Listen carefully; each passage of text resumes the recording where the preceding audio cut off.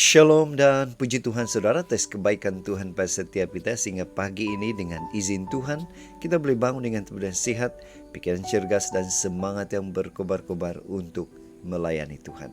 Untuk memulai renungan kita, mari kita berdoa. Bapa Syurgawi, terima kasih atas kebaikan-Mu karena bersama dengan kami sementara kami mendengar dan mempelajari firman Tuhan. Dalam nama Yesus kami berdoa. Amin.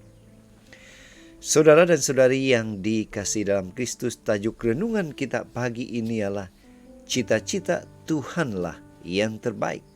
Benarkah? Sudahkah Anda serahkan cita-cita Anda kepada Tuhan? Firman Tuhan dalam Yeremia 29 ayat 11 mengatakan, "Sebab aku ini mengetahui rancangan-rancangan apa yang ada padaku mengenai kamu. Demikianlah firman Tuhan, yaitu rancangan damai sejahtera dan bukan rancangan kecelakaan, untuk memberikan kepadamu hari depan yang penuh harapan." Saudara, saya mengambil bacaan kita hari ini di dalam buku Kisah Para Rasul 9 ayat 1 sehingga 19, bagian E.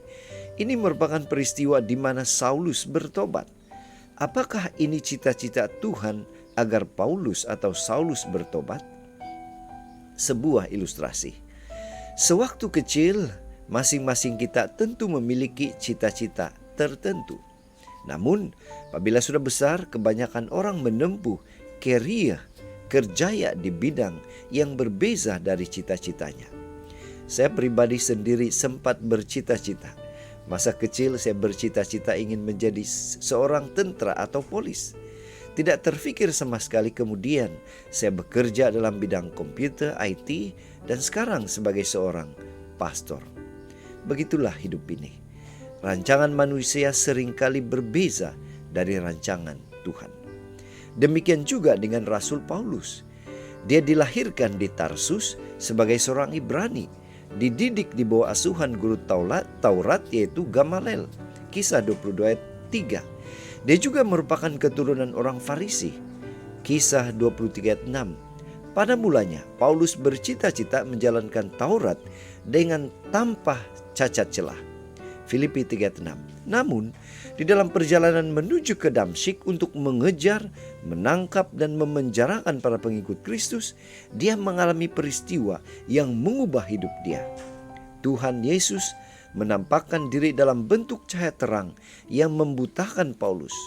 Paulus akhirnya dipanggil Tuhan Yesus untuk memberitakan Injil kepada seluruh bangsa.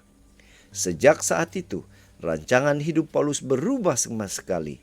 Dia akhirnya melakukan cita-cita Tuhan yang terbaik untuk dirinya. Saudara, apa pengajaran untuk kita? Apakah cita-cita Anda sekarang ini? Apapun cita-cita Anda itu, apapun cita-cita kita, tetaplah belajar mendengar dan mengikuti rancangan yang Tuhan tetapkan dalam hidup kita. Bersiaplah untuk menempuh liku-liku hidup yang tidak terduga. Ingat saudara, rancangan yang Tuhan tetapkan bukanlah rancangan yang mendatangkan kecelakaan, melainkan rancangan penuh damai sejahtera yang memberikan hari depan yang penuh harapan. Puji Tuhan, luar biasa rancangan Tuhan pada setiap kita. Itu sebabnya pada pagi ini, mari kita ingatkan diri kita. Sedarlah dan bertindak. Tidak ada cita-cita sebaik cita-cita yang Tuhan rancangkan untuk kita. Yakini itu, ikuti rancangan Tuhan, karena itulah yang terbaik. Saudara, inilah doa dan harapan kita. Mari kita bersyukur, mari kita berterima kasih, karena Tuhan memberikan kita kekuatan, kemampuan untuk terus bertindak atau mengimani cita-cita. Tuhan adalah yang terbaik untuk setiap kita. Mari kita tetap setia, tetap semangat, tetap positif, tetap sehat bersama dengan Tuhan sampai Maranatha. Tuhan memberkati kita. Mari kita berdoa.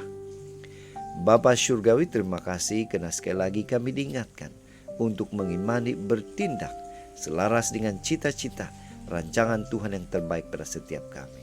Dalam nama Yesus kami berdoa. Amin.